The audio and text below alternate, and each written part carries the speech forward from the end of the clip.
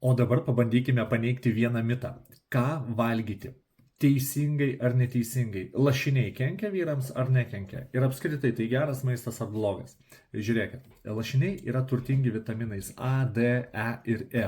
Taip pat nesočiųjų riebiųjų rūgščių, kurios yra naudingos širdžiai, kraujagyslėms. Taip pat turi vieną arachidonų rūgštį, kuri yra naudinga tuo, kad padeda sustiprinti kraujagyslių sieneles ir palaikyti normalią širdies veiklą. Tai šitoj vietoje lašiniai yra labai naudingas dalykas. O be to jie turi seleno, kuris yra labai gerai įsisavinamas, o taip pat svarbus tiek imunitetui, tiek hormonų gamybai. Tačiau yra ir antra pusė. Reikia nepamiršti, kad lašiniai yra labai kaloringas maisto produktas, tad juos reikėtų vartoti saikingai.